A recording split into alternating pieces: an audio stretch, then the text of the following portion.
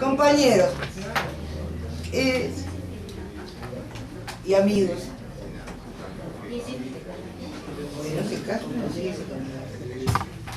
bueno, yo creo que no es necesario presentar a Gerardo, todos lo conocemos por su obra, y quiero agradecer la presencia de tantos compañeros y de muchos otros que no conozco, lo cual es muy bueno, porque son novedosos. Creo que es el tema de esta charla de Gerardo lo que ha atraído a tanta gente y que tiene un especial interés y una actualidad realmente muy grande. Yo los voy a dejar con Gerardo para que él pueda exponer y luego abrir un espacio para intervenciones y preguntas. Y antes de eso voy a pasar un pequeño aviso. El 1 de octubre, la Fundación, dentro de las celebraciones del centenario del nacimiento de Rodney Arizmendi, va a presentar un libro sobre la unidad latinoamericana. Es decir, es una antología de textos de Arizmendi en torno a este tema, como continuidad de la construcción de la unidad de la izquierda que publicamos hace unos años y que tuvimos que reeditar. Es decir, para la presentación de este libro vamos a tener el gran gusto y honor de la presencia de un compañero de Cuba, Delgado, Francisco Delgado, que muchos conocemos como Panchito, de larga estadía aquí en el Uruguay, y del doctor Atilio Borón, que va a ser uno de los presentadores del libro. De manera que ya desde ahora estoy invitando para esta actividad que va a tener lugar en el Paraninfo de la universidad. Y sin más de mi parte, paso con Gerardo. Bueno, muchas gracias, buenas tardes. El tema que hemos planteado hoy relativamente ha producido pocas noticias dramáticas en los recientes meses, a diferencia de lo que el tema tiene acostumbrado. Estamos hablando de un conflicto, el conflicto palestino-israelí, que nos tiene acostumbrado a sucesos muy dramáticos, a derramamientos de sangre periódicos, a situaciones extremas, y que felizmente los últimos meses han sido relativamente tranquilos, con pocas noticias de esa índole, y además tapados por un derramamientos de sangre generalizados en países vecinos. Por otro lado, estuve conversando aquí con gente que me dijo efectivamente de que esas imágenes fueron vistas aquí por televisión. En las últimas, hace pocas semanas, vieron al Fútbol Club Barcelona visitar Israel y Palestina, y las imágenes de Messi poniendo su papelito en el muro de los lamentos, vaya uno a saber qué, pidiendo qué, circularon el mundo. Y da la casualidad que una semana y media después de esta visita del Fútbol Club Barcelona a Israel-Palestina, se anuncia la reanudación de las negociaciones entre la Organización de Liberación de Palestina, la OLP, y el gobierno de Israel, apadrinadas por el gobierno estadounidense. Aparentemente, traemos aquí buenas noticias. No hay grandes derramamientos de sangre, hay un reanudamiento de negociaciones políticas que habían estado cortadas en los últimos 2 años y medio. Prácticamente no habían habido contactos oficiales entre la autoridad palestina que gobierna en algunas ciudades de Cisjordania y el gobierno de Israel.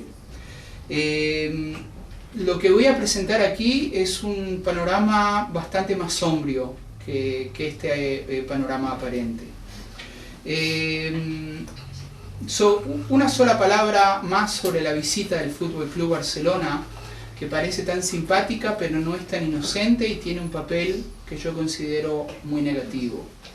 El Fútbol Club Barcelona llega a Israel y Palestina como parte de las giras que realiza por el mundo pero la gira que realiza el Fútbol Club Barcelona por Israel y Palestina está auspiciada por la Fundación Peres, del presidente actual de Israel, Shimon Peres, que es una fundación basada en el dinero del Premio Nobel de la Paz que obtuvo cuando se firmaron los acuerdos de Oslo a comienzos de los años 90. La Fundación Peres tiene una misión muy peculiar en la política de la región a partir del año 2000. El año 2000 es el año en que fracasan las negociaciones de paz, irrumpe la segunda intifada y se radicaliza la situación, y en realidad la situación que se está viviendo hoy es producto de ese fracaso del proceso de paz en el año 2000. La función que cumple la Fundación Peres es de ser la cara simpática de la política del gobierno de Israel. ¿En qué sentido? En el sentido de que la Fundación Peres realiza acciones a veces conjuntas con contrapartes palestinos y otras veces por sí solos, porque no siempre encuentra a la contraparte palestina dispuesta a colaborar, que buscan presentar una imagen de un Israel dispuesto a dialogar, dispuesto hacia la paz. Pero, y si uno se fija en cómo fue la visita del Fútbol Club Barcelona, es muy interesante. El Fútbol Club Barcelona aterrizó en Israel, viajó inmediatamente a Cisjordania, realizó un entrenamiento público en una localidad palestina, regresó a Israel, realizó actividades en Israel, en el medio visitaron el Muro de los Lamentos, y sin duda esa fue la gran imagen que recorrió el mundo. Aparentemente el Fútbol Club Barcelona, auspiciado por la Fundación Peres, mantuvo una especie de paridad en la visita, pero es solo aparentemente, porque el Muro de los Lamentos, que es presentado como parte de la visita al lado israelí, muy pocos hoy en día recuerdan o saben de que el Muro de los Lamentos es parte de Jerusalén Oriental militarmente ocupada por Israel y no reconocida, no es una parte internacionalmente reconocida como parte de Israel.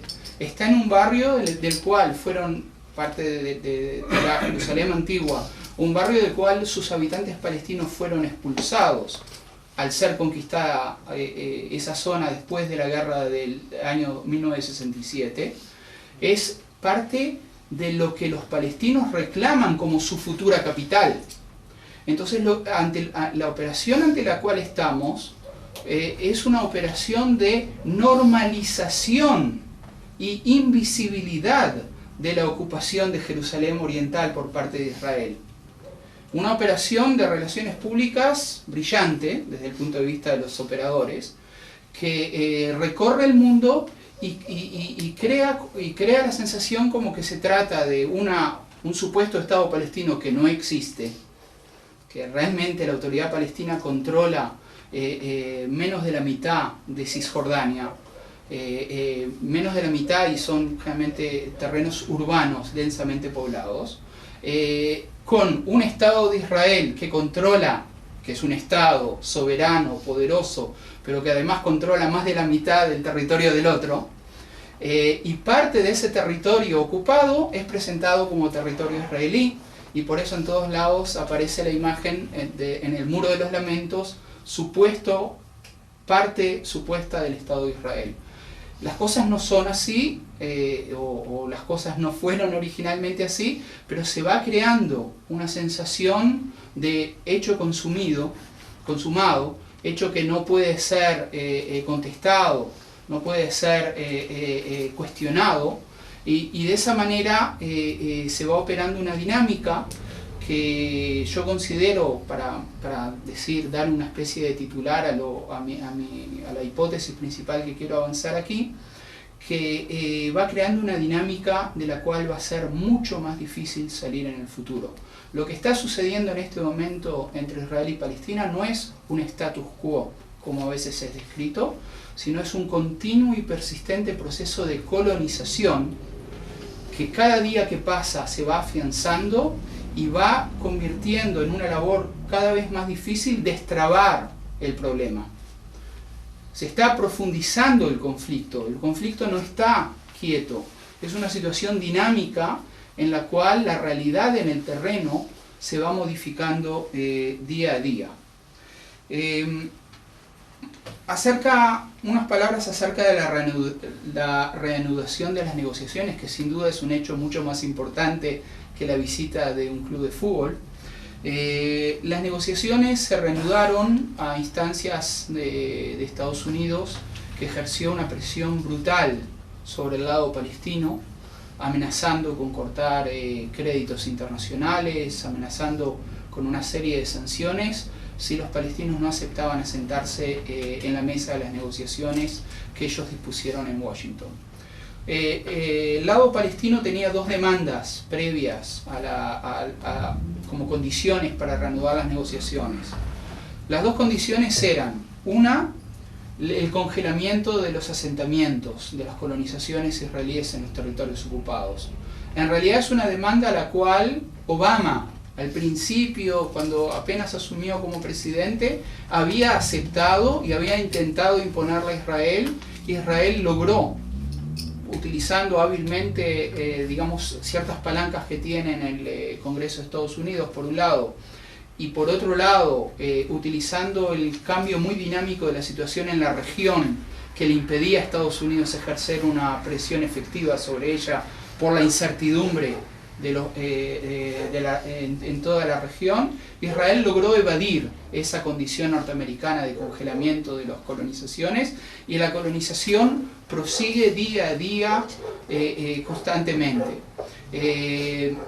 Entonces la condición palestina para volver a sentarse a negociar era congelamiento de la colonización.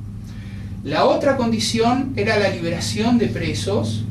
Se trata de un núcleo de presos acusados de acciones terroristas, condenados por acciones terroristas que datan de los años 80 y 90, o sea, gente con ya creo que el con menos tiempo tiene más de 18 años preso. La liberación de esos presos, esas eran las dos condiciones. La respuesta norteamericana ante los palestinos fue la siguiente: elijan una de las dos condiciones. Los palestinos eligieron el congelamiento de las colonizaciones como prioritaria, como condición prioritaria, que es, digamos, la condición estratégica desde su punto de vista. Pero Israel no aceptó. Israel no aceptó y hubo todo un proceso, todo esto, lo que estoy condensando, idas y vueltas que duraron meses. Israel no aceptó y finalmente Israel estuvo a punto de decir ella que no aceptaba reanudar las negociaciones. Vino la Unión Europea imponiendo un interesante paquete de sanciones a empresas relacionadas a empresas europeas que inviertan, intentando impedir el uso tanto de entes estatales europeos como de ciertas empresas que son parcialmente financiadas por los gobiernos europeos para financiar la economía de las colonizaciones en los territorios ocupados. Esa presión obligó a Israel a flexibilizarse un poco, pero esto terminó con una inversión de la relación entre las dos condiciones. Israel accedió a liberar a los presos, pero no a congelar las colonizaciones. Eso le generó a la autoridad palestina un gran dilema. La presión social en favor de la liberación de los presos es muy fuerte. Era muy difícil para la autoridad palestina negarse a esa condición, en realidad sacrificar la libertad de esos presos a cambio de obtener un logro estratégico más importante, que es frenar el proceso de colonización. La autoridad palestina entró en crisis interna, hubo renuncia del primer ministro palestino, designación de otro nuevo que duró apenas un par de semanas. No fue un proceso fácil, y en realidad el presidente palestino de la autoridad palestina, Abbas, que es el presidente también de la OLP, tomó una decisión que va en contra de la mayoría de las facciones representadas en la OLP, que era sentarse a la mesa de negociaciones. Lo hizo salteando la consulta que tenía que hacer con las diversas facciones, lo cual crea en este momento una situación crítica interna dentro de la autoridad palestina, que no se sabe a qué va a llevar, pero que debilita mucho el posicionamiento de Abbas. Pero estoy entrando demasiado en pequeñeces, para decirlo de alguna manera, de procesos políticos, y no es eso lo principal sobre lo cual quiero relatar hoy. Quiero hablar un poco acerca del proceso de colonización. El proceso de colonización es un proceso mediante el cual ya hay en Cisjordania y en Jerusalén Oriental, ocupadas en el año 1967, alrededor de 300.000 ciudadanos israelíes de origen judío. 300.000 personas. Son el doble de la cantidad de colonos que habían cuando se desarrolló el proceso de paz en los años 90. Y ya entonces, desde el punto de vista interno israelí, implicaban un grave problema de cómo convencer a la opinión pública israelí de que hay que retirar a esos colonos de los lugares donde están habitando, donde llevan su vida cotidiana, a cambio de una paz con los palestinos. Ese número se ha doblado. No solo se trata del número de personas, se trata de una economía colonizadora que ha avanzado y se ha desarrollado mucho. Se trata de inversiones millonarias en distintos ramos, desde... no hay, por ejemplo, para dar un ejemplo, no hay vino de marca israelí que no esté relacionado con la economía de las colonias en los territorios ocupados hoy en día. No hay, en realidad, una de las grandes empresas de high-tech israelí, todo lo que tiene que ver con, se llama Matrix, está muy relacionada con el banco Discount, que tiene representación aquí. Tiene su principal sede, no la sede administrativa, pero en donde se realiza buena parte del trabajo, en una colonia en los territorios ocupados. Y estamos hablando de una empresa que tiene importancia internacional muy grande, Matrix. Estamos hablando de inversiones de fábricas que utilizan mano de obra palestina, fábricas que en realidad la única ventaja competitiva que tienen en los mercados, tanto en el mercado israelí como en los mercados internacionales, es que al estar ubicadas en los territorios ocupados están exoneradas de algunos impuestos israelíes, porque el gobierno les facilita eso para que se instalen ahí, pero además gozan de la mano de obra palestina barata de los campesinos, de los ex campesinos palestinos que fueron despojados de las tierras donde esas colonias fueron instaladas y que no tienen más remedio que ir a trabajar en las fábricas que los colonizan.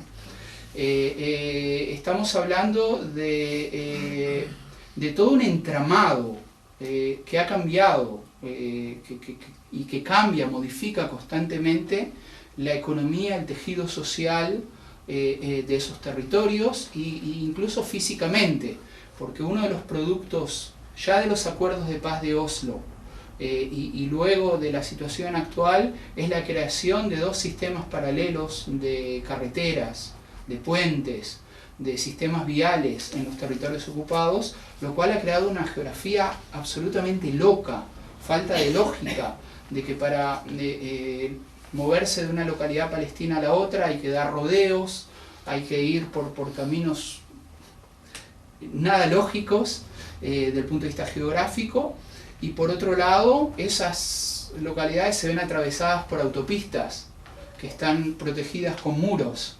Es una geografía humana absolutamente extraña, pero que va creando realidades, va desmembrando tejidos sociales. Si adolescentes palestinos de determinadas aldeas acudían al liceo de determinada localidad hace 15 años, ahora sus hermanos menores no pueden acudir a ese liceo porque ya no se puede pasar, porque hay una autopista y esas aldeas están aisladas de lo que había sido el centro urbano más próximo. Y entonces en realidad las familias de los nuevos adolescentes en esas aldeas tienen una disyuntiva: o mandan a sus hijos a recibir en otro lado, realmente corriéndose más hacia el este, para que puedan recibir educación superior, o se resignan a no recibir esa educación. Es una realidad que pone a cientos de miles de palestinos ante ese tipo de disyuntivas cotidianas. No es nada dramático, la sangre no corre, no, pero va creando una situación que tiene distintos resultados. Una es lógica. Eso va acumulando, va reavivando el odio, va acumulando para las futuras explosiones. Pero más que eso, o no solo eso. Se trata de un proceso que va empujando a la población hacia el este, que la va encajonando en ciertas localidades, que son las localidades bajo dominio de la autoridad palestina, y que las va desarraigando, pretendiendo desarraigar de sus tierras, a la vez que van surgiendo nuevas colonias constantemente. Desde el punto de vista de la política hay un aspecto que no es tan conocido en el exterior y que la organización política a la cual pertenezco, que se llama en hebreo Ithabrut, en árabe Tarabut, que significa conectando, conexión. Estamos trabajando mucho el tema dentro de Israel, pues nosotros somos una organización de judíos y de árabes, ciudadanos de Israel. Y entonces nuestra principal orientación es labor dentro de la sociedad israelí. Uno de los temas que estamos prestando mucha atención y estamos tratando de hacer un trabajo político en torno a eso es el tema de la vivienda. El Estado de Israel, con una combinación de políticas neoliberales por un lado y por otro lado nacionalistas, expansionistas, ha ido extinguiendo lo que existía en Israel de vivienda social. Las posibilidades de acceso de familias de bajos recursos a una vivienda digna en Israel se están acabando. Es un proceso que ya lleva 20, 30 años, pero se convierte en una realidad dramática cada vez más para muchas familias en Israel. Los precios inmobiliarios van subiendo, pero de una forma sideral. El Estado se retira de su intervención en el mercado inmobiliario. El Estado no construye ya viviendas sociales que construía en el pasado ya hace más de 20 años, y sin embargo el Estado facilita la instalación de gente sin vivienda en nuevas colonias en los territorios ocupados. O sea, lo que había sido el estado de bienestar israelí es trasladado hacia los territorios ocupados. Ahí sí alguien puede obtener una vivienda, y si consigue un lugar de trabajo es muy difícil decirle a esa persona eso es territorio ocupado, no te vayas, no te conviertas en un colonizador. Es muy difícil.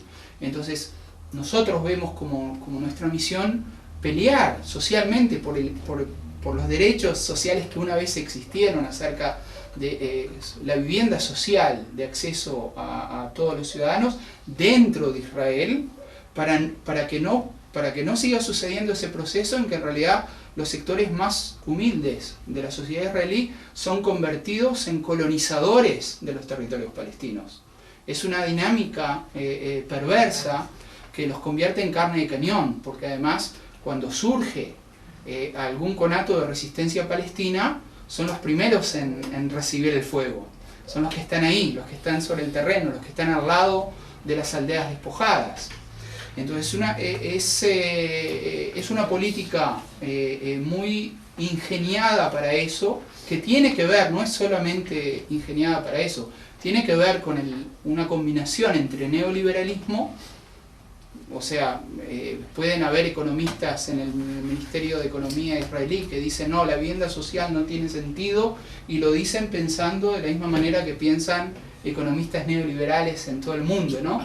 de que el Estado no tiene que meterse en el mercado, pero a la vez que el Estado no interviene en el mercado de la vivienda, a la vez que el Estado dejó de construir vivienda social, al mismo tiempo el Estado está subvencionando la construcción de viviendas en los territorios ocupados y creando mecanismos que van empujando a la gente sin vivienda a convertirse en colonizadores.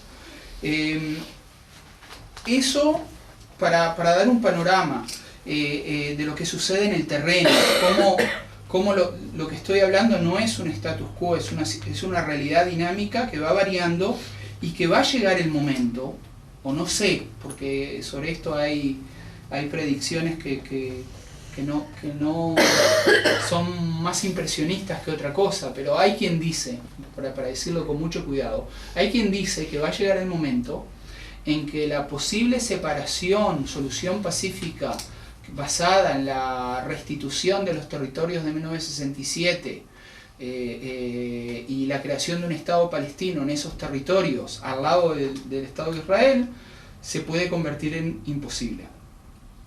O sea, va a llegar un momento en que el precio humano y político a pagar por una eventual retirada de los territorios ocupados y la relocación de cientos de miles de colonos que se han ido estableciendo en los territorios ocupados va a ser demasiado alta, y entonces no va a haber gobierno en Israel, por más voluntad pacífica que tenga, que sea capaz de imponer una paz de ese tipo sin que estalle una guerra civil, sin que haya o sea, sin que esa paz no sea paz.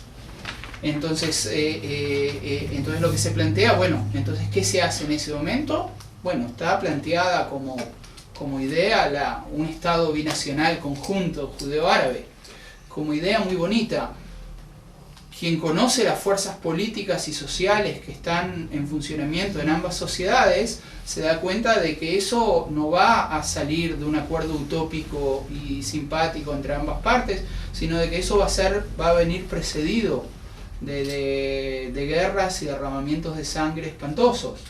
Eso puede, el pensar en una idea justa y utópica así en el aire es muy peligroso, porque uno no percibe en ambas sociedades, hay que decirlo, porque este estado de colonización radicaliza la opinión pública de ambas sociedades. Uno no percibe en ambas sociedades las fuerzas sociales y políticas que sean capaces de amortizar el odio acumulado, los resentimientos, los conflictos, de manera tal de que se pueda convivir pacíficamente en un mismo estado político.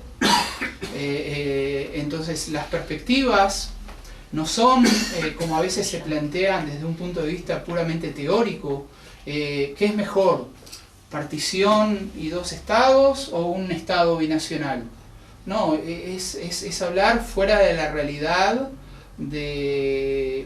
o sea, plantear programas de paz o programas utópicos que pasan por encima de la conciencia real de la gente sobre la cual se está tratando es un poco absurdo, no sirve. Entonces, en realidad les traigo muy malas noticias. Estoy hablando de que el supuesto status quo no es un status quo, sino es una profundización del proceso de colonización. El proceso de colonización implica de que los conflictos se van anudando y se van haciendo cada vez más difíciles de solucionar, de desatar.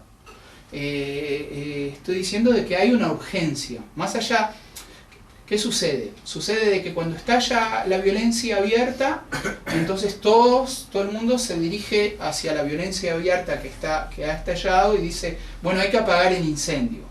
Está bien, hay que apagar el incendio. Pero cuando están las cenizas ahí y todos los factores para el futuro incendio están, y el futuro incendio va a venir porque no hay nada que lo desactive, entonces no hay urgencia, porque si está negociando, si Messi se saca fotografías en ambos lados y todo va bien y no cae sangre, entonces ¿para qué apresurar a los actores? Pero no, está pasando, la situación se está convirtiendo en cada vez más grave, la situación se está convirtiendo en cada vez más insoluble, y si no va a suceder algo pronto, yo creo de que estamos o podemos estar ante un conflicto que puede durar décadas hasta que algo muy paradigmático cambie en toda la región que obligue a los actores a organizarse de otra manera. Es un movimiento de colonización que va penetrando cada vez más, un movimiento nacional que está resistiendo pero que no encuentra la manera eficaz por las diferencias de poder, por un montón de razones, no encuentra la forma eficaz para frenar el proceso de colonización, y eso va atando a las partes en una danza que va a ser una danza de violencia cíclica que no va a tener solución si no se frena el proceso de colonización. Por eso yo creo de que lo que hay que poner, en ese sentido, lo que hizo la voz que surgió de la Unión Europea, a pesar de todas las limitaciones, a pesar que los alemanes enseguida dieron medio paso para atrás, pues a los alemanes les es muy difícil presionar a Israel por razones históricas, simbólicas. Los alemanes dieron medio paso para atrás. A pesar de eso, fue uno de los pocos aportes importantes que se han hecho en la escena internacional hacia el conflicto palestino-israelí en los últimos, estamos en el 13, en los últimos 13 años, desde el año 2000. Desde el año 2000, lamentablemente, el proceso de colonización ha avanzado muchísimo, como he dicho, se ha duplicado el número de colonos.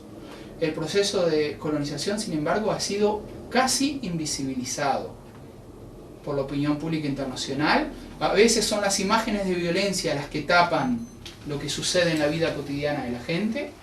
A veces son las negociaciones diplomáticas las que tapan lo que sucede en la vida, porque a veces es surrealista ver por televisión las negociaciones y las sonrisas en la mesa de negociación y verlo desde una localidad palestina en los territorios ocupados.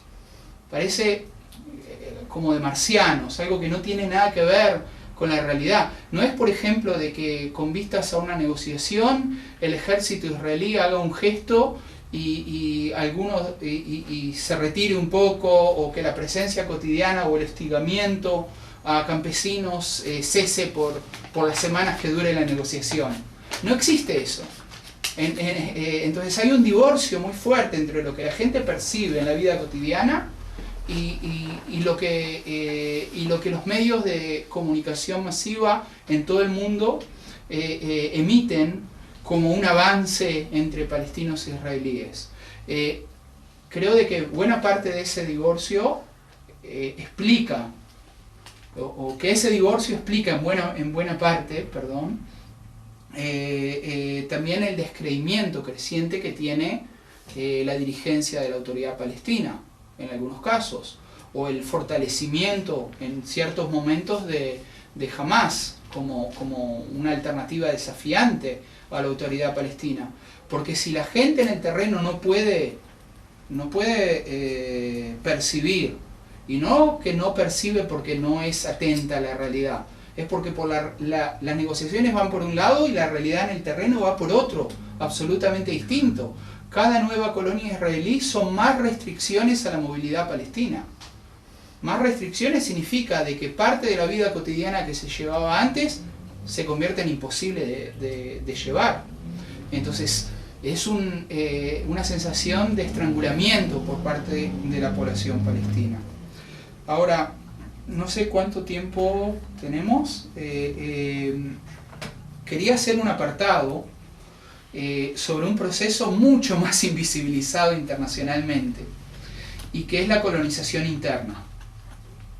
La colonización dentro de los territorios internacionalmente reconocidos como el Estado de Israel. El 20% de los ciudadanos de Israel son árabes, palestinos. Es una minoría nacional que no es reconocida como minoría nacional a pesar de que en las anotaciones del registro civil israelí la gente está clasificada según su nacionalidad. O sea, en el registro civil, al lado de cada persona aparece si es judío, o si es árabe, o si es otro, que es la tercera opción. Entonces, cerca del 20% están clasificados como árabes. Son palestinos, porque también hay que aclarar, el concepto de árabe es un concepto que tiene que ver con lengua y con cultura, y si somos un poco rigurosos histórica y culturalmente, entonces un alto porcentaje de la población judía de Israel es también de origen cultural árabe. La lengua la lengua de la abuela de mi esposa es el árabe, y es judía, no hay una contradicción necesaria. Pasa de que el nacionalismo posterior fue creando las imágenes de judío y árabe como imágenes separadas. De todas maneras, lo que sucede en Israel, no voy a ahondar sobre eso, es que existen distintos grados de discriminación formal e informal hacia esa minoría nacional árabe-palestina. Pero no se trata de un status quo de discriminación, no se trata solamente de eso, no se trata de que sean el 20% de la población y el presupuesto de educación para las escuelas árabes sea alrededor del 6-7%, a pesar de que tienen el 20% de la población y más del 25% de los niños en edad escolar.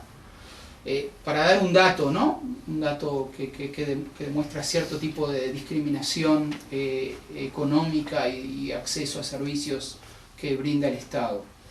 Hay un proceso de colonización. En estos momentos es un proceso, si en los años 70 se localizó en la Galilea, en el norte de Israel, en estos momentos es un proceso que se localiza en el sur, en el desierto del Negev. Y quienes lo están sufriendo en este momento es la población beduina, de cultura beduina, del desierto del Negev. La población de cultura beduina del desierto del Negev, para aclarar, porque cuando digo beduinos enseguida la imaginación orientalista piensa en carpas y camellos y caravanas, no. Es una población que ya lleva varias décadas de ser casi toda sedentaria. Es una población de que antes del establecimiento del Estado de Israel, en buena medida, ya se había establecido en localidades rurales o semiurbanas incluso. Es una población que no tiene ningún interés ni ninguna ganas en ser nómade. Es cierto, el tipo de agricultura que se lleva a cabo en el desierto obliga a ciertos desplazamientos por estación, pero tienen sus casas principales en un lado y van con los animales a pastorear a otro lado de acuerdo a la estación, pero no son nómades. Lo que ha sucedido con esa población es que en buena medida nunca se les ha reconocido la legalidad de la ocupación de las tierras que están ocupando, y por lo tanto han sido desplazados a lo largo de las décadas de un lado para el otro de acuerdo a los intereses coyunturales de los gobiernos israelíes.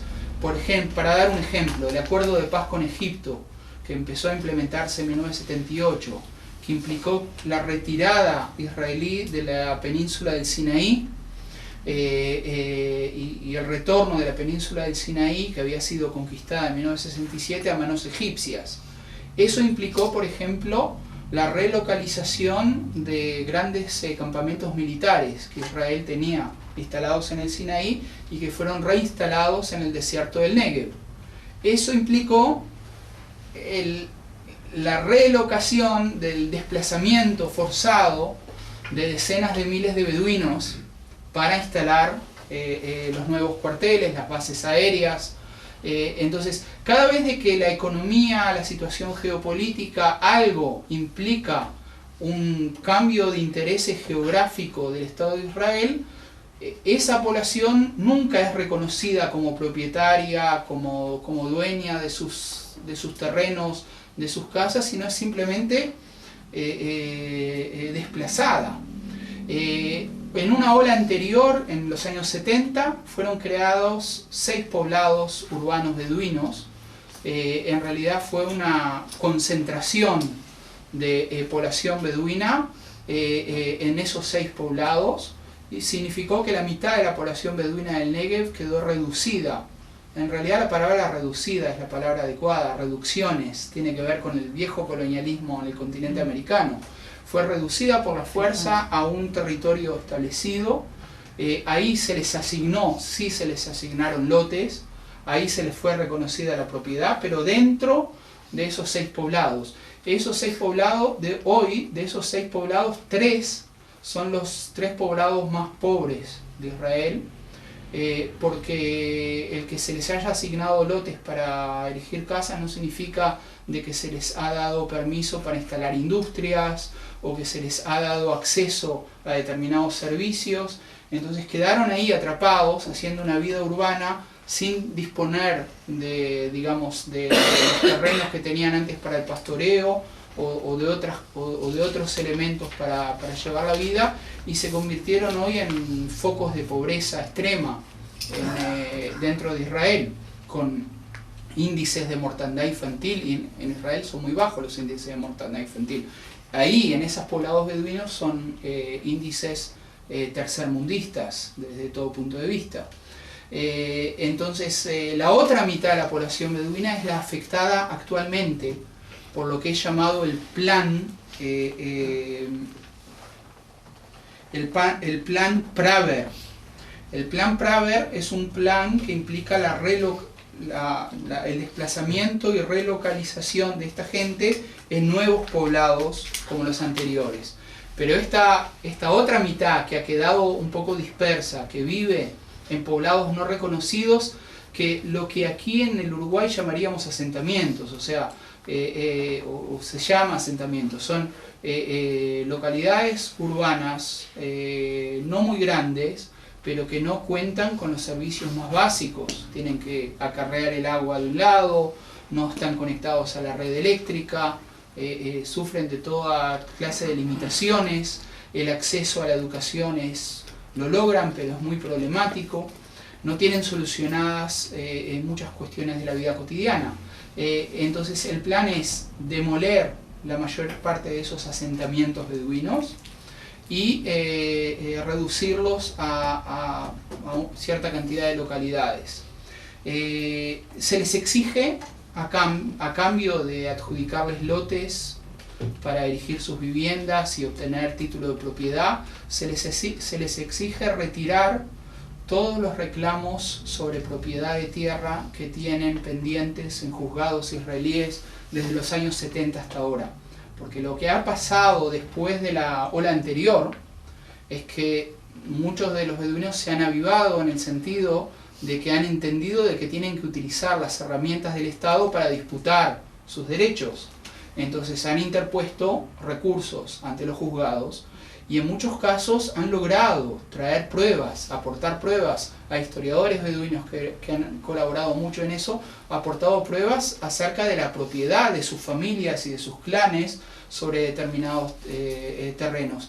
Y eso ha creado un atascamiento, porque el Estado, por un lado, no logra refutar, por otro lado, los juzgados no son del todo neutrales, entonces no se definen, y muchos procesos han quedado así atascados durante 2 o 3 décadas. Entonces lo que se les exige por medio de este plan es, van a tener un lote de tierra adjudicada con propiedad escriturada, a cambio de que renuncien a todo reclamo que esté en los juzgados actualmente. Y la ley que fue aprobada por el Parlamento ante la indignación de los representantes de la población árabe palestina en Israel y los sectores de izquierda que son minoritarios en el Parlamento, la ley que reglamenta ese plan Praver, un plan gubernamental, o sea, ya ahora es ley, todavía no definitiva porque hay un proceso, no hay dos cámaras, es un sistema unicameral. La ley es aprobada por primera vez, pasa a comisión, la comisión realiza ciertos ajustes, reglamenta la forma de implementación de la ley y luego viene a ser aprobada por segunda y tercera instancia por la misma Cámara que la aprobó en primera. Entonces la ley en este momento está entre la primera instancia y la segunda. La ley amenaza con penas severas a quien, al negarse a este acuerdo, permanezca en su vivienda después del plazo que sea definido por las autoridades. Entonces prácticamente los están empujando a que firmen, que se queden con el lotecito, que se vayan a donde sea, pero que renuncien a sus derechos. En ese sentido está la situación es dramática. Han habido grandes manifestaciones de beduinos apoyados por gente de izquierda, tanto judíos como árabes, que se desplazaron desde el norte y del centro de Israel para apoyarlos en las manifestaciones en el Negev. Y es de esperar de que esto traiga consecuencias más graves, porque no va a ser fácil desplazar a tanta gente. ¿Cuáles son los intereses que hay detrás de esto? Hay intereses variados. Está el interés del encarecimiento de la tierra, la creación de nuevos polos de desarrollo, el desarrollo de la minería al lado de la población de Arad, que hace de que esas tierras, de que la presencia beduina en los alrededores sea incómoda. Nuevas carreteras, el interés por reanudar el tren que hace rato que no pasa por la zona. Hay toda clase de intereses del Estado que hacen incómoda la presencia de población beduina. Pero hay algo más que tiene que ver con la geopolítica y creo que esto es determinante. Los cambios que han habido en Egipto, la inestabilidad en Egipto, el hecho de que la población beduina de un lado y del otro de la frontera esté emparentada, el hecho de que durante muchos años buena parte de esta población beduina, ante la falta de... por sus contactos del otro lado de la frontera y ante la falta de otros medios de subsistir, vive del contrabando de una forma u otra.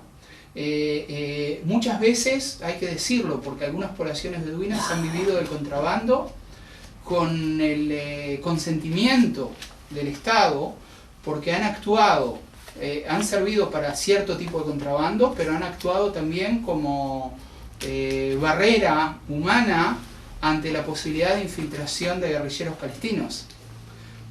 Para dar un ejemplo, durante muchos años era muy fácil conseguir hashish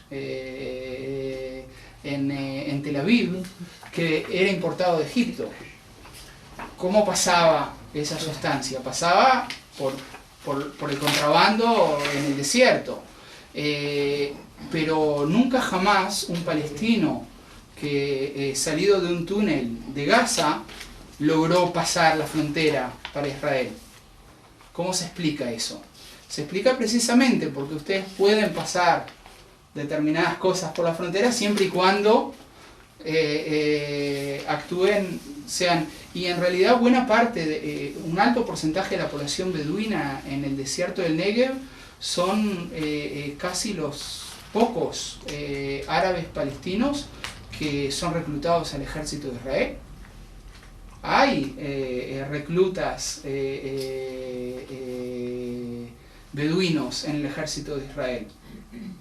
O sea, son una minoría cultural dentro de la población árabe palestina en la cual el Estado de Israel en algunos momentos ha obtenido cooperación. Ahora se ha convertido en una minoría dudosa, peligrosa desde el punto de vista del Estado, pero más aún se está construyendo un obstáculo físico en la frontera con Egipto.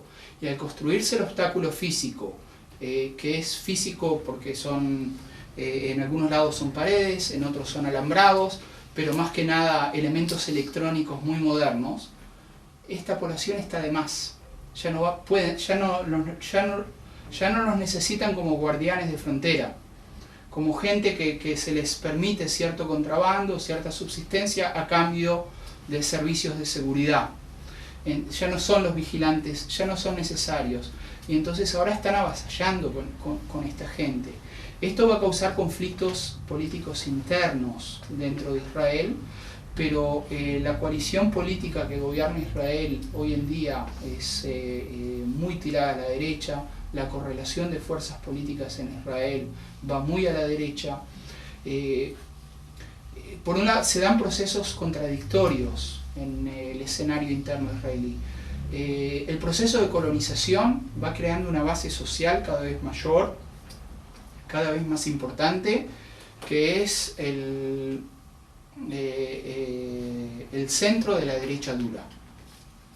¿Por qué? Porque esa gente que pasa a vivir en los territorios ocupados liga su vida, su futuro, sus proyectos personales, familiares, con el proceso de colonización. Entonces, aunque no tenga una motivación ideológica muy fuerte, porque los colonos ideológicos, esos que aparecen a veces en televisión, que son supuestamente religiosos y que andan armados y son los que tienen milicias, los que hostigan palestinos, son menos del 20% del total de los colonos. Hay que entenderlo bien. El 80% de los colonos son en apariencia como todos nosotros aquí. Son gente de a pie, son gente sin motivación ideológica, pero que son empujados por la destrucción del estado de bienestar dentro de Israel. La búsqueda de soluciones de vivienda y de soluciones laborales son empujados a los territorios ocupados. Y esa gente se convierte de esa manera en un sector creciente, intransigente, en un apoyo de la derecha colona. Entonces ese es un proceso. El otro proceso, que un poco para no ser tan desesperanzador, pero también para ser realista, porque los procesos sociales son contradictorios, no son unidireccionales. El otro proceso que se está dando es de una conflictividad socioeconómica cada vez mayor dentro de Israel. O sea, el modelo neoliberal ha llegado a un punto dentro de Israel que es muy difícil de sobrellevar sin grandes convulsiones y conflictos. Eso explica un poco la protesta masiva que se dio, de jóvenes especialmente, que se vio en el año 2011. Eso explica la irrupción de grupos organizados de los cuales participamos nosotros y vemos una afluencia de más jóvenes de algunos sectores sociales hacia la izquierda. Entonces estamos ante procesos contradictorios y lo que está en juego en realidad, para verlo en forma macro, es la capacidad que tiene el movimiento sionista. El movimiento sionista es un movimiento que tiene muchos partidos políticos, pero que se reúnen juntos bajo el marco del paraguas del sionismo. La capacidad que tiene el movimiento sionista en exportar los conflictos sociales internos de Israel hacia un proceso de colonización. Si lo logra, tiene una válvula de escape para los conflictos. Y entonces nuestra labor es prácticamente arar en el mar. Se convierte en casi imposible dentro de Israel. Nosotros tratamos de que no sea así, pero nadie juega solo en la cancha, ¿no? Y las fuerzas son muy desiguales. Entonces, eso para tratar de dar un esquema explicativo un poco simplificador. Estoy pasando por encima un montón de subprocesos y elementos más variados de la realidad social. Para la última parte de lo que quería decir, antes de las preguntas y los comentarios, no se puede abusar. La última parte de lo que quería decir hoy tiene que ver con la gran pregunta ¿qué se puede hacer desde afuera? O sea, yo más o menos mis compañeros buscamos hacer algo desde dentro, en la realidad en la que estamos inmersos. Nuestro deber es ante la sociedad en la cual vivimos, por eso somos militantes sociales y políticos en una realidad determinada. Vamos buscando siempre las contradicciones, buscando siempre los apoyos sociales. Consideramos de que no, en eso algo tiene que ver el hecho de que esté hablando aquí, la idea de que no son las ideas abstractas las que mueven el mundo, sino la gente concreta, y que a partir de las problemáticas concretas de la gente en la vida, en las contradicciones sociales, ahí hay que buscar la vía del cambio político. Pero ¿qué se puede hacer desde afuera? Yo creo que mucho, pero con cuidado. Mucho, pero con cuidado. Mencioné la resolución de la Unión Europea, que lejos de conformarme porque tiene unos agujeros tremendos y es fácil de eludir, cumple un papel muy importante en nuevamente poner sobre el tapete el principal inconveniente para cualquier solución de paz futura, que es el proceso de colonización. Y como yo venía diciendo, existe la colonización de los territorios ocupados, existe el proceso de colonización interna. Yo creo de que es intrínseco a la ideología y a la práctica y a las instituciones sionistas, o sea, creo de que hay ahí un problema y políticamente, estratégicamente hay que desionizar al Estado de Israel para obtener algo distinto que sea un proceso de colonización, pero desde afuera no se puede plantear eso. Desde afuera se puede, por un lado, hacer circular información crítica precisamente para no caer en esas grandes operaciones de la opinión pública, que la Fundación Pérez es especialista en armarlas, que crean una sensación, uno se siente, qué bueno, por fin juegan al fútbol niños israelíes, niños palestinos, qué bien, qué simpático, y detrás de eso se está normalizando la ocupación y se está normalizando la colonización. Entonces, la información me parece que es importante y es básica. Lo otro obvio, que no necesito decirlo, es que cuando suceden atrocidades es muy importante protestar. Es muy importante alzar una voz para tratar de atajar un poco, de obligar a quien las comete a razonar su conveniencia o no al realizarlas. Pero estratégicamente yo creo de que cada vez llega más, y eso en algunos lugares de Europa se entiende más, llega más el momento de apuntar hacia objetivos estratégicos que tienen que ver con la economía de la colonización. Y es una economía exportadora, es una economía ligada al gran mundo, y en ese sentido es vulnerable. Es vulnerable. Los grandes bancos israelíes, por ejemplo, los grandes bancos privados israelíes financian el proceso de colonización, participan de las ganancias, obtienen un montón de réditos de todo este proceso. Bueno, no veo ninguna razón por lo cual gente crítica no marque en distintos lugares del mundo el papel que cumple el banco Discount, por ejemplo, que es un banco con presencia fuerte en el Uruguay. Si puedo fácilmente, a quien esté interesado, aportar datos concretos: en qué colonias invierte el banco Discount, qué ganancias obtiene de qué negocio. O sea, todo eso hay un equipo que ligado a la coalición de Mujeres por la Paz en Israel, que con colaboración de compañeras palestinas está recolectando y armando toda esa información. Porque muchas veces nos olvidamos que detrás de ese conflicto supuestamente religioso, fanático y eso, hay intereses concretos, como en todos lados. Y el motor ese de las ganancias es un motor al cual hay que apuntar si uno quiere frenar esa máquina.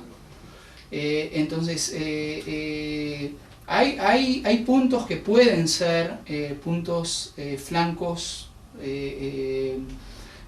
atacables desde afuera, nuevamente con mucho cuidado. Hay una consigna que circula más que nada por el hemisferio norte, que en inglés se llama el BDS, Boycott, Divestment y Sanctions, o sea, boicotear, desinvertir y sancionar.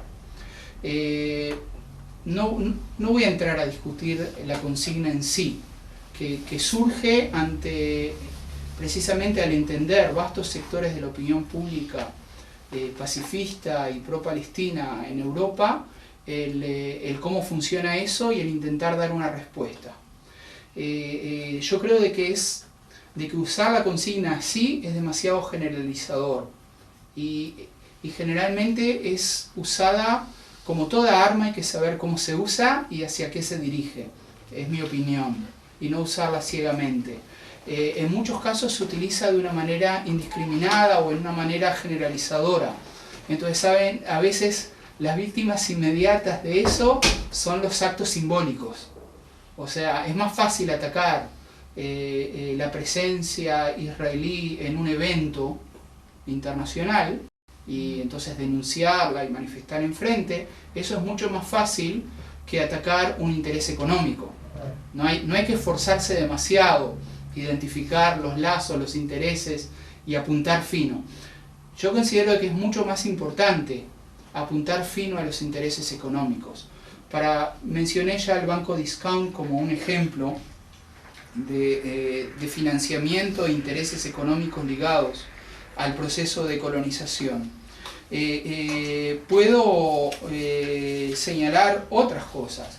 Por ejemplo, América Latina es un área preferida de ganancias para las llamadas empresas de seguridad israelíes. Esas empresas de seguridad israelíes están compuestas por ex oficiales del ejército israelí, cuya experiencia, que es la que venden, en realidad, porque ¿qué venden? Venden un paquete de medidas que más o menos no hay que ser demasiado inteligente para aplicarlas, pero venden la experiencia acumulada, venden los conocimientos. ¿Qué son esos conocimientos? ¿De dónde proviene esa experiencia? De la opresión palestina, de las colonias, de las prácticas cotidianas que hicieron. En realidad, yo no digo de que la ocupación sea para que se invierte la relación causa y efecto, pero ya es una máquina de ingresos para toda una capa de ex militares israelíes, en la cual la carrera está muy clara, ya está marcada de 20, 30 años atrás. Uno hace carrera en determinadas unidades del ejército israelí, eso lo habilita luego a obtener el permiso del Ministerio de Defensa israelí para vender la tecnología y el conocimiento adquirido en esa carrera militar anterior, y eso es exportable, y se exporta y se paga muy caro. Ahora, hay entes públicos, no sé concretamente en este momento en este país, pero en toda América Latina, que contratan a esa gente, que contratan esos conocimientos, que pagan muy caro con el dinero de los impuestos de los ciudadanos latinoamericanos, y de esa manera están financiando la ocupación, le están dando rédito, están premiando prácticas que son prácticas espantosas, que tienen que ver con la represión, que tienen que ver con la tortura, que tienen que ver con una serie de medidas que sin ellas la ocupación militar de Cisjordania es imposible. Entonces, eso ya se convierte no en una máquina de dominio militar, se convierte también en una máquina capitalista de hacer dinero. Y eso es atacable. Esos réditos, desde América, y América Latina es un campo muy fértil para esas inversiones de seguridad. A esas inversiones hay que marcarlas y eso puede impedirse, eso puede frenarse. Entonces, los dispositivos de seguridad militar. Luego hay ciertos productos, ciertos elementos que son producidos en las colonias, que son producidos, extracción, por ejemplo, de algunos productos de Cisjordania, que son explotados por empresas israelíes y son exportados al mundo. Ahí es muy fácil marcarlo, es muy fácil señalarlo y realizar campañas en torno a eso. Yo pienso de que ahí es uno de los flancos, precisamente porque genera más ganancias, es uno de los flancos de los flancos más endebles del proceso de colonización israelí, y es uno de los flancos en que una solidaridad internacional con el pueblo palestino, que sea no solo una solidaridad internacional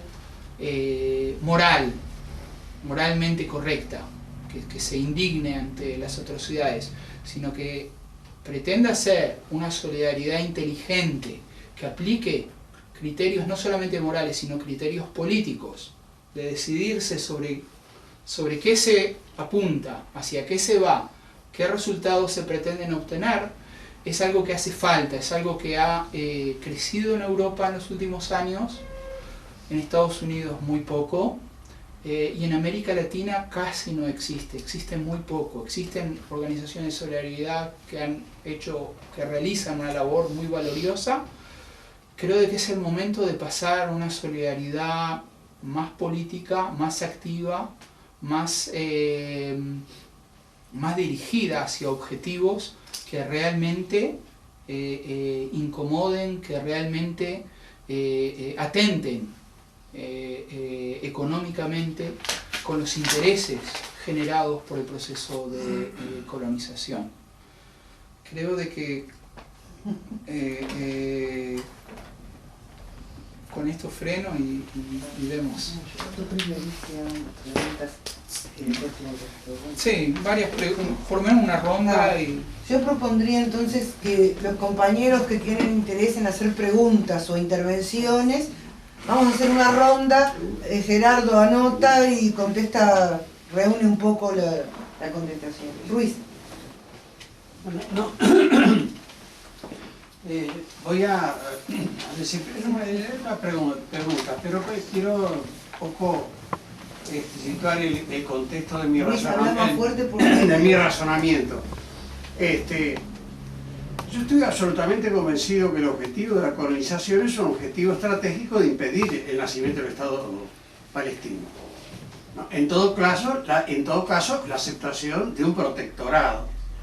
El compañero se ha referido a la crisis del 2000, creo que se refiere a la entrevista, las 2 semanas que encerraron en Camp David, en que Clinton encerró a Barack y a Yasser Arafat, ¿no?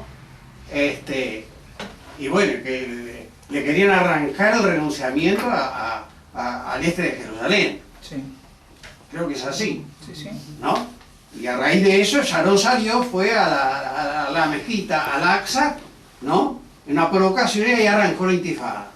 Bueno, pero el razonamiento mío es el siguiente. Yo creo que en todo este conflicto juegan las relaciones de fuerza, locales, regionales y globales, ¿no? Desde el punto de vista global son ampliamente desfavorables, sobre todo después de la desaparición de la Unión Soviética. Pienso así, ¿no?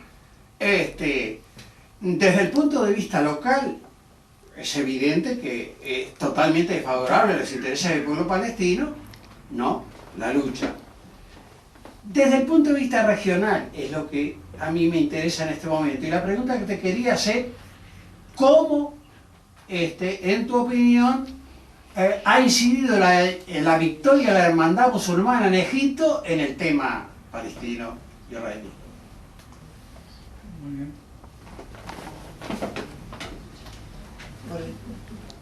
Sí. No, yo en realidad no tenía tanto una pregunta, sino un comentario. ¿Lo hago igual? Sí. No, yo quería marcar como alguna diferencia con respecto a Gerardo, aclarando que somos amigos, que nos hemos encontrado muchas veces, que acabo de pasar 4 meses en Palestina, he estado viviendo por unos 10 meses de mi vida en diferentes partes de Cisjordania, nunca estuve en casa, pero en realidad son pequeñas diferencias como de matiz. Por ejemplo, a mí me parece claro que en parte, a mí me suena un poco optimista cuando tú decís, hay quienes dicen que la posibilidad de un Estado palestino está ya muy comprometida, ¿no? Bueno, yo no encontré, lo digo con toda honestidad, no encontré hoy en la gente con la que trabajo, convivo, comparto en Palestina, nadie que crea de verdad, yo me pongo a nivel de base, no tengo relación con dirigentes de la autoridad palestina ni de los partidos, sí con alcaldes de las aldeas y pueblos donde me muevo. La gente no cree, esa gente que sufre todos los días y que ve esa geografía en permanente expansión y modificación que tú describías y que hay que estar ahí para verlo, esa gente no cree realmente que ya se pueda revertir el proceso. La gran mayoría de la gente no cree que se pueda revertir, y eso lo combina, para hacer más completo el escepticismo, lo combina con que sobre todo no creen y no creemos, somos muchos y muchas, que Israel tenga intención de devolver ese territorio. O sea, cuando Israel habla del Estado palestino, suponiendo que sea algo más allá de retórica, cuando los dirigentes hablan, en general la imagen que tienen de un posible futuro Estado es un conjunto, ¿no? Un protectorado. Claro, un protectorado, un conjunto de territorios ahí controlados, pero sin soberanía, sin control de fronteras, sin ejército, absolutamente dependiente y subordinado, ¿no? Y además concentrado en pequeños núcleos de territorio a donde ya se los está empujando y confinando, ¿no? Básicamente lo que hoy es el área C, en esos lugares donde la población palestina a la fuerza está siendo empujada y concentrada, porque después se supone que algún tipo de autonomía se le va a dar. Entonces, en ese sentido yo soy un poco más, y lo aprendí, como te digo, conviviendo con la gente, más optimista de lo que tú decías. No creemos que sea posible revertir esa estructura y no creemos que Israel tenga la menor intención de hacerlo. Pero en lo que sí soy más optimista, quizá que vos, es en que lo que tú te referías recién al movimiento BDS, y yo lo asocio a lo que significa justamente la creciente pérdida, deterioro de la imagen internacional de Israel y aislamiento. Si miramos las acciones de los gobiernos, obviamente que nada, ¿no? Pero en lo que sí se nota, y me parece un cambio muy significativo, es en la opinión pública. Sobre todo en el hemisferio norte, en Europa más que nada, y tú decías en Estados Unidos poco, excepto los campus universitarios. Los campus universitarios hoy son un territorio de disputa feroz entre la lucha pro-palestina y anti-sionista, o llevada adelante por el movimiento BDS. Entonces, ahí donde se nota un cambio, a mí me parece enorme, y donde hay que seguir apuntando, donde hay como más esperanza, porque hay un deterioro creciente de esa imagen internacional, hay una deslegitimación, hay un aislamiento que en parte tiene que ver con los resultados de este movimiento, que analistas como Thomas Friedman del New York Times dice: el movimiento BDS está haciéndole mucho daño a la legitimidad de Israel, y por eso es que Israel se tiene que retirar de los territorios. O sea, no es lo que decimos los compañeros y compañeras, sino que hay un impacto, y como tú decías, hay un impacto económico enorme, enorme y muy grande. Pero a nivel de opinión pública, creo que fue en junio, se conoció una encuesta de la BBC, en donde hablaba, a nivel de opinión pública, en los países de Europa se medía la impopularidad de Israel, no porque la gente sea antisemita, sino la impopularidad con respecto a la política concretamente de ocupación de Palestina. Y los resultados son terribles. O sea, por ejemplo, Gran Bretaña, que tiene un gobierno absolutamente, por supuesto, consecuente con Israel, el 72% de la población tiene una imagen negativa de Israel. El segundo país, ese es el primero, el segundo país es España, cuyo 70% de la población tiene una imagen muy negativa de Israel. Entonces, esas cosas están cambiando, y el desarrollo de las tecnologías, y que lo que está haciendo hoy sobre el terreno un soldado o un grupo de soldados, lo estemos viendo en imágenes, no en los canales de televisión abierta, pero en las redes alternativas y en internet, yo creo que eso también está cambiando. Y me parece, y en eso termino coincidiendo contigo, es en la dirección en donde hay que apuntar y hay que trabajar, y donde América Latina está más atrás, ¿no? Porque eso que tú mencionabas es cierto. Si hay cifras que ya pueden mostrar el impacto económico enorme que están teniendo las medidas de boicot. Y las medidas estas de la Unión Europea, los lineamientos que dicen no, los fondos de cooperación y las líneas de financiación de la Unión Europea no se van a aplicar a ninguna empresa, institución, ONG, universidad o lo que sea que esté ubicada o que tenga su dirección oficial en los territorios ocupados. O sea, eso va exactamente en la misma dirección. Como la amenaza, en algunos lugares ya se cumple, de etiquetar los productos que se venden en los supermercados, esto es fabricado en la colonia tal y por lo tanto es objeto de boicot, ¿no? O sea, me parece que en esa dirección está habiendo cambios y muy positivos y sería bueno que en la línea justamente de la seguridad empezamos a trabajar.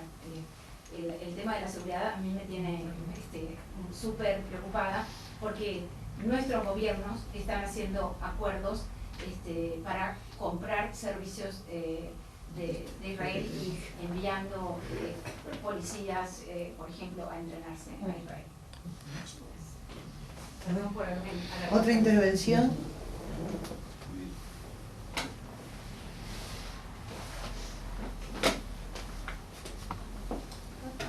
Sí.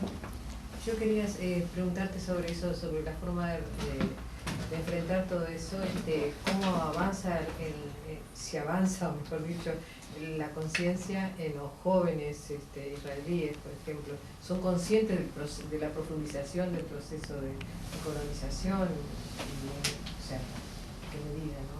Y otra, que lo que decía la compañera recién, que si no sé cómo decirlo porque no soy muy ducha en estas cosas, pero a mí me llegan informaciones a través de la red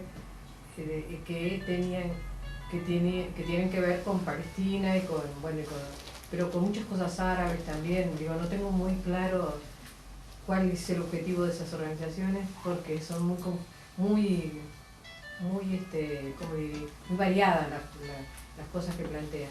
Entonces, quería saber si estas cosas que dices tú de las grandes compañías y sobre todo de estas de seguridad, que hay que preguntarle a Bonomi si lo está haciendo, digo, está claro, ¿no? Digo, eso es una cosa que se puede hacer inmediatamente. Y digo, gente como tú que conoce el tema, digo, seriamente planteárselo no sé, se me ocurre como cosa primaria, ¿no? Pero digo, que este tipo de cosas con nombre y apellido se sepan y si podamos contribuir con eso, desde afuera con esto, ¿no? Una cosita con respecto a lo que decía Gerardo, que no sabía acá. Nuestros gobiernos centralistas tienen almorzar, servicio de inteligencia israelí dentro del interior. Lo que decía María Marta, un poco lo que se van a entrenar con milicos israelíes, o sea, que está instalado acá en el Ministerio del Interior. Y como es normal, eso no está mal visto por el Frente Amplio. Y por eso resulta mucho más difícil para nosotros trabajar en esas cosas, ¿no? Lo del DISCA me parece interesantísimo poder de alguna manera tomar algo, porque además muchas empresas están pagando a través del DISCA. Entonces, bueno, vos como trabajador te dan la tarjeta y tenés que ir al cajero del DISCA. Me parece que la universidad es una de ellas. Opa, sí. No me extrañaría. ¿No? No me extrañaría. Capaz que la ORT, ¿no? La ORT, ¿no? Estuvo. Paga con el Santander. La Facultad de Humanidades estaba metida. Pero no sé, pero... No, perdón, y otra cosa era el tema del agua. Con el tema del agua están los expertos israelíes que nos van a dar consejos, sobre todo ahora que estamos trabajando en la cuenca del río Santa Lucía, que explotó porque bueno, había mal olor y todo lo demás, pero hace mucho que se está tratando de trabajar porque avanzado usted la población de Uruguay de agua potable y está en peligro absoluto, pero no se toman medidas para mejorarlo. Los expertos israelíes están en esa cosa porque los expertos uruguayos parece que no alcanzan. Sabemos que alcanza y estamos peleando para que no se privatice OCE, para que no se privatice la gestión de agua. Una pelea muy despareja que estamos haciendo, pero los expertos israelíes aparecen inmediatamente porque obviamente saben muchísimo del tema de agua. Entonces, ¿cómo hacemos, no? Para desenmascarar, sí. ¿Cómo hacemos para que esto de alguna manera irrite a los uruguayos y los haga levantarse? Por ahí pasa la cosa. Empiezo con algunas. ¿Hay alguien más que quiera intervenir o preguntar? Dale. Bueno, hay preguntas muy variadas.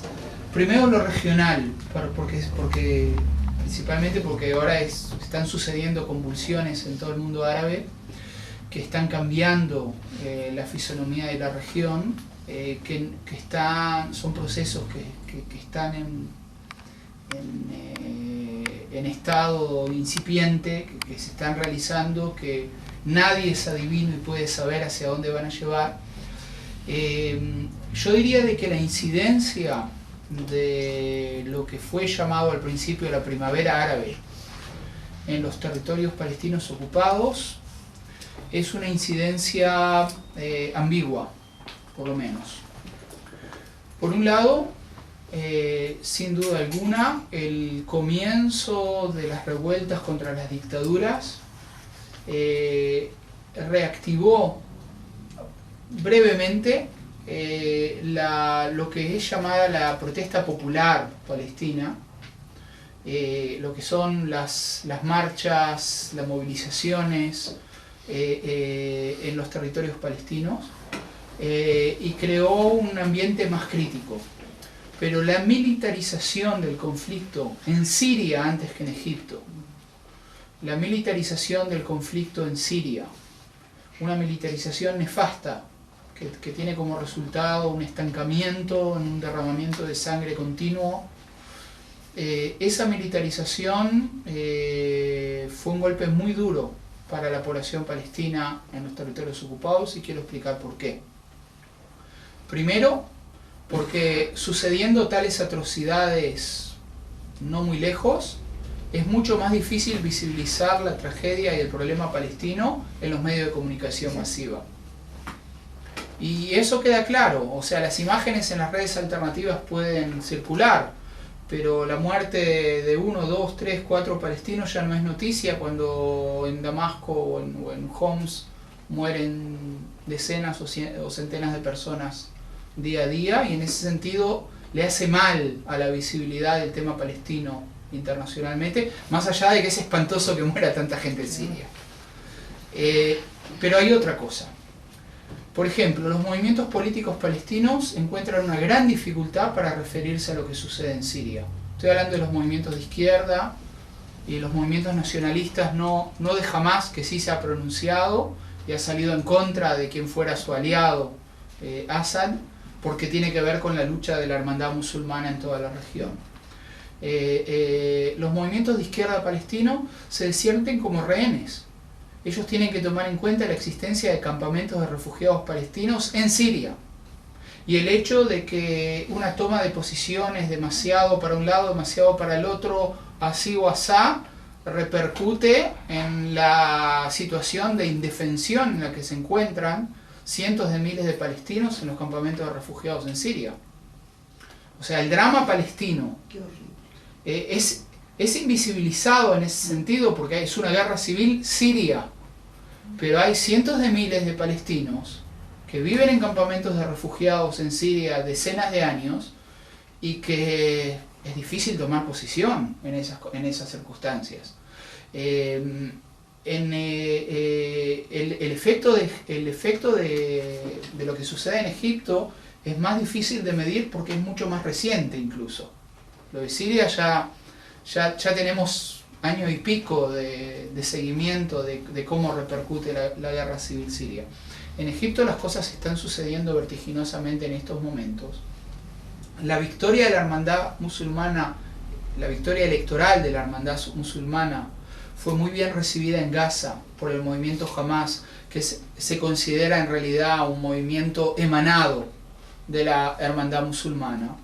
Fue festejado por el patrón de ambos, Qatar.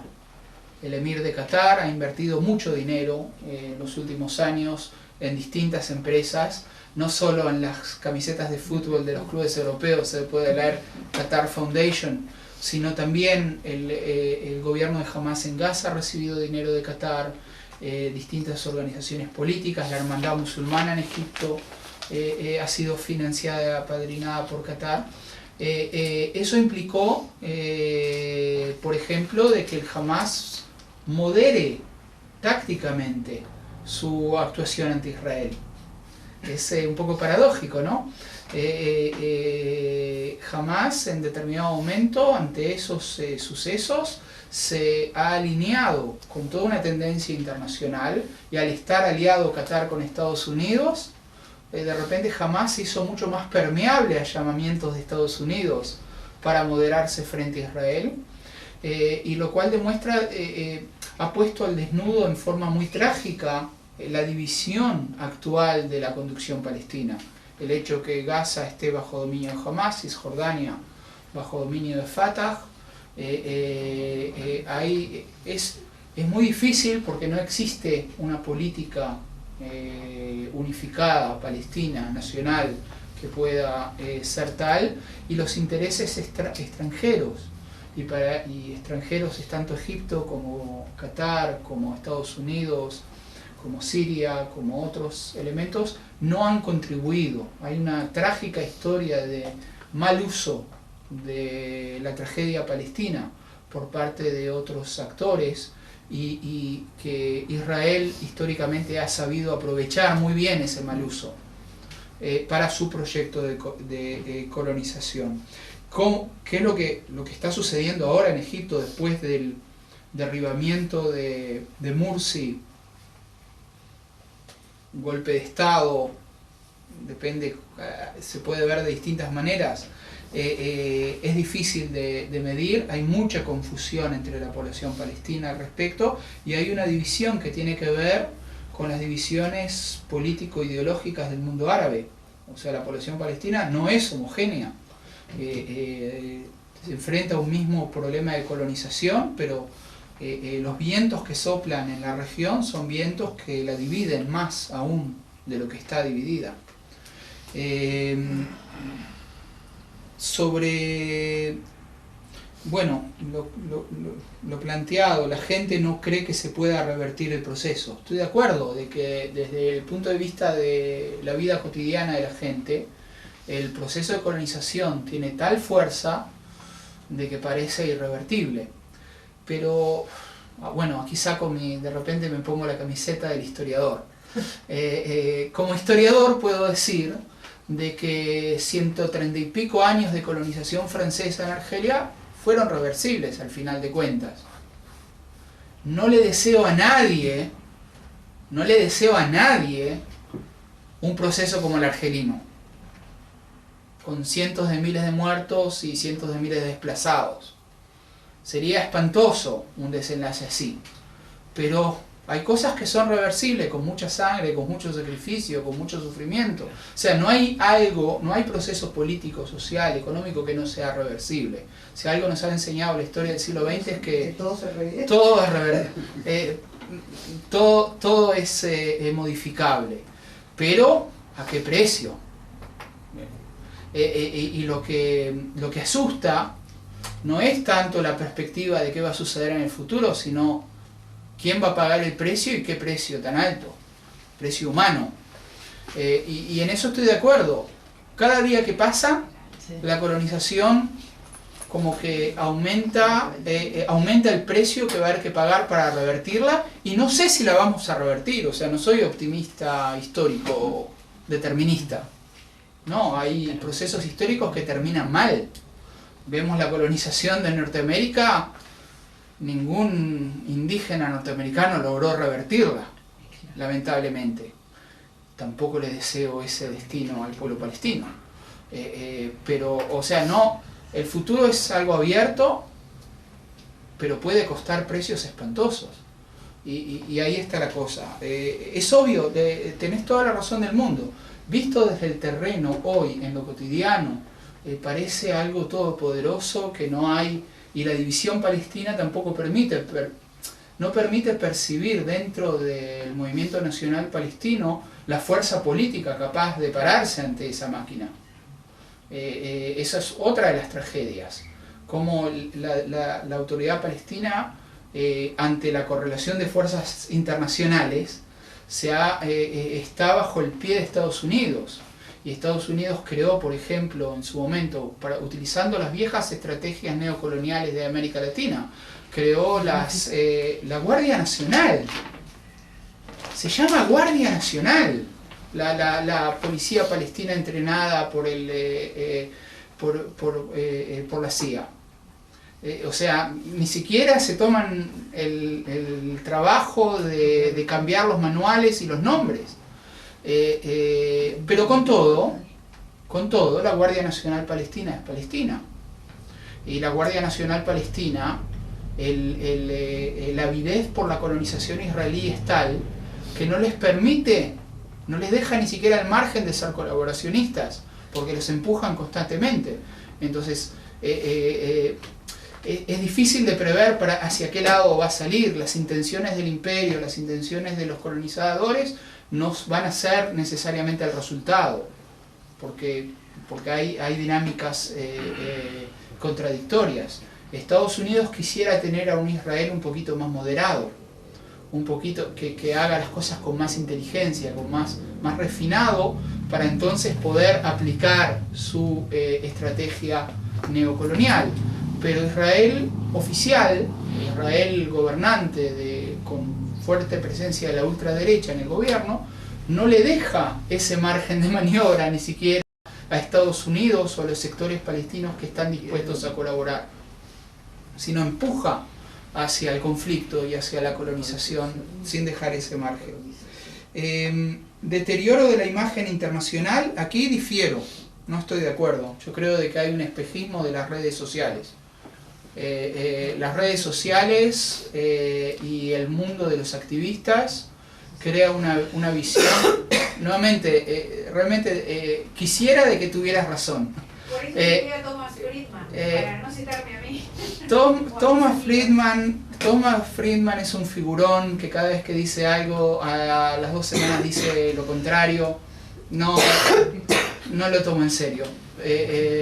Pero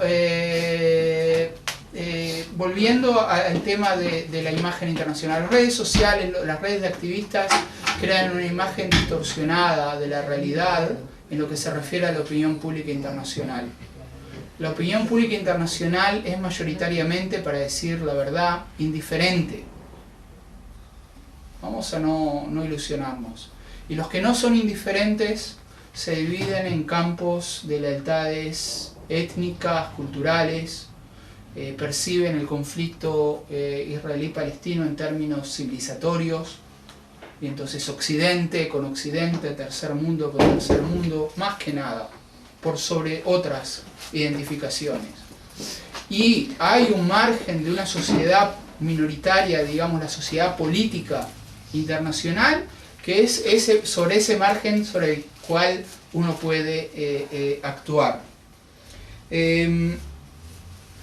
La conciencia de los jóvenes israelíes. Bueno, aquí podría hablar horas. Pero no lo voy a hacer. Se dan procesos muy contradictorios que van en distintas direcciones. Por un lado, como venía diciendo, muchos jóvenes, hoy los territorios ocupados en Cisjordania están ocupados desde 1967. La colonización masiva empieza a fines de los 70. Masiva, no las primeras colonias. Ya tenemos gente de 30 años que nació ahí, que no conoce otra realidad y que por lo tanto la naturaliza. Entonces podemos hablar de un proceso de normalización de la colonización por parte de los mismos protagonistas y sus hijos. Tenemos una universidad en los territorios ocupados, una universidad en la ciudad de Ariel, la ciudad colona de Ariel, en el corazón de Cisjordania, en tierras arrebatadas al pueblo de Selfit, vecino, pueblo palestino.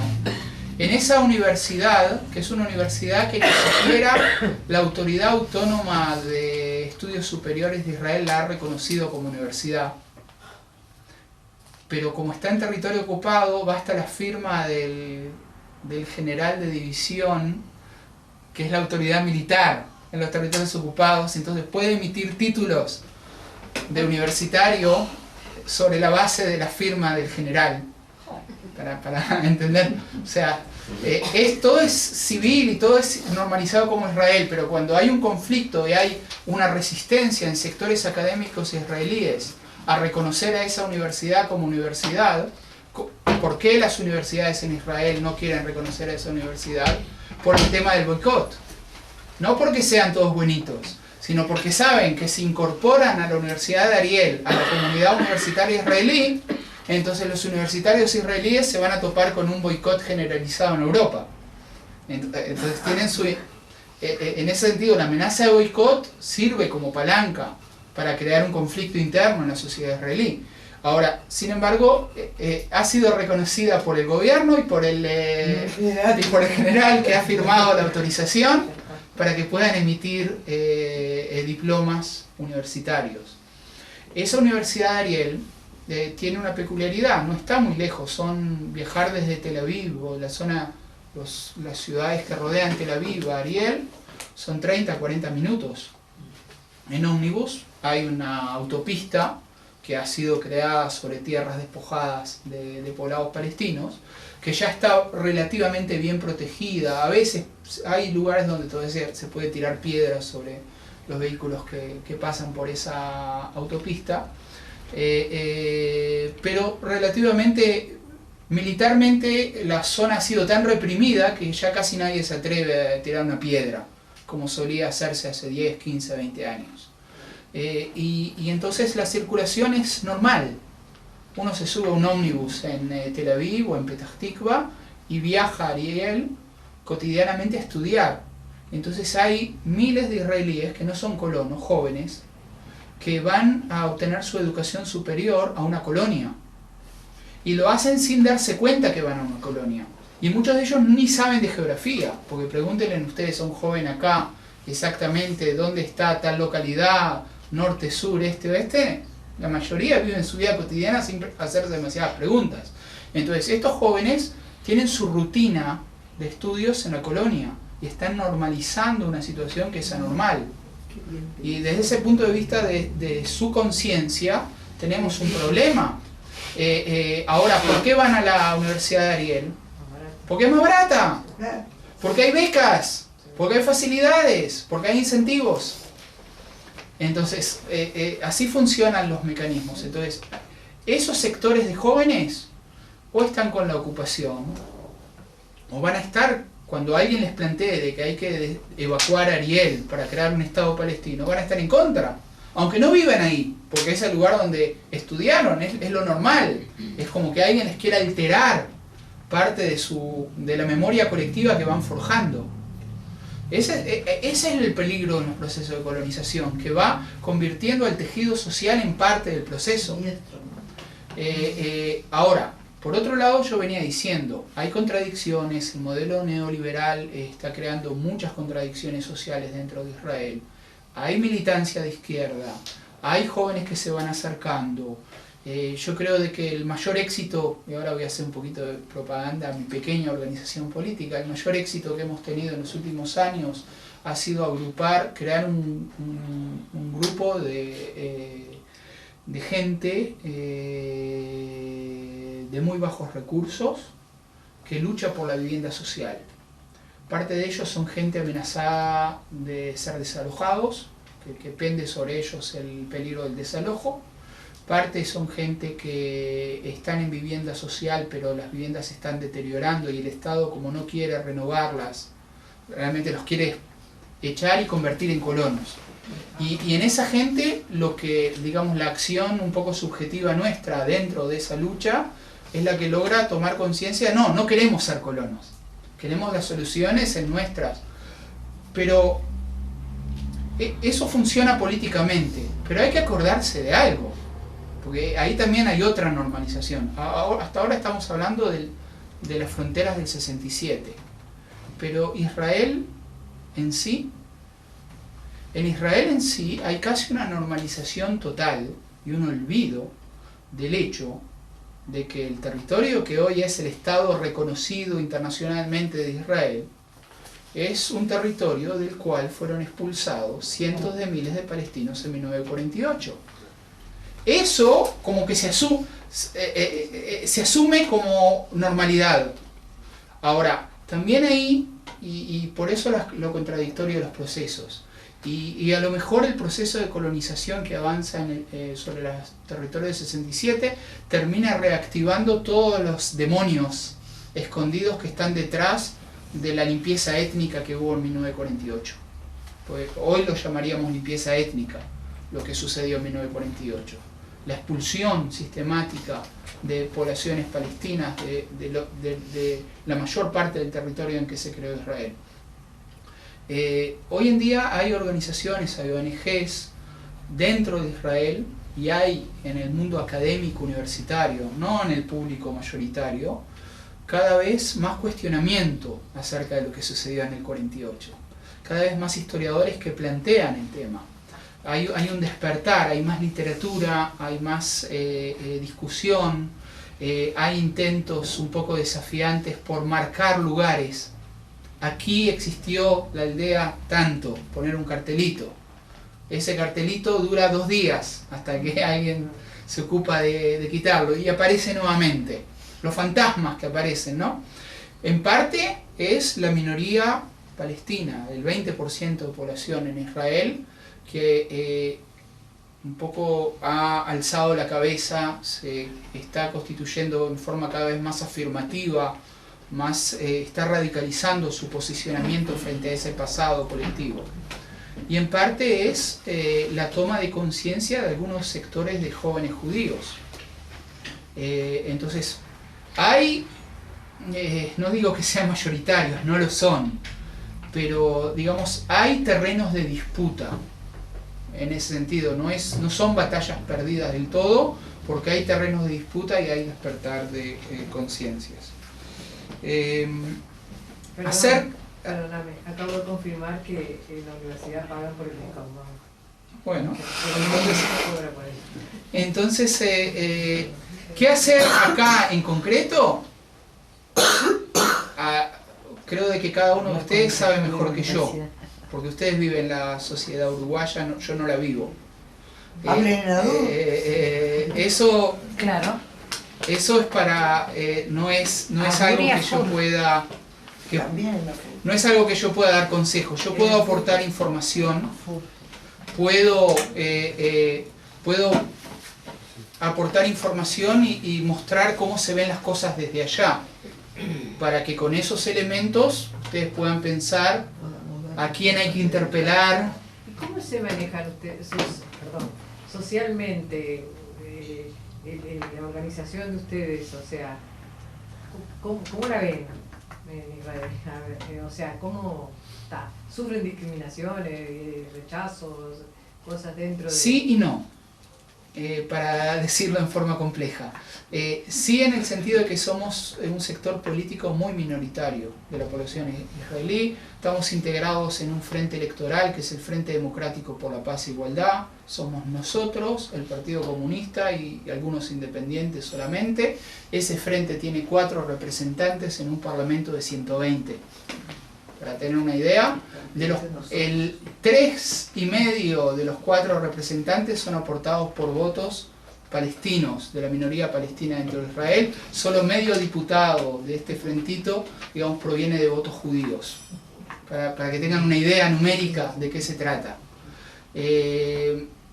Eso desde cierto punto de vista. Por otro lado, hay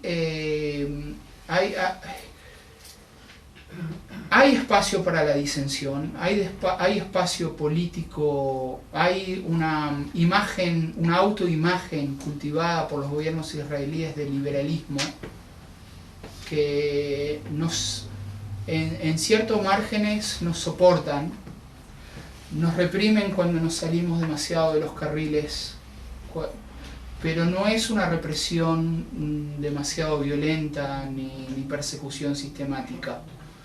Yo diría que lo más difícil, lo peor, es en momentos de conflicto, es soportar la presión social.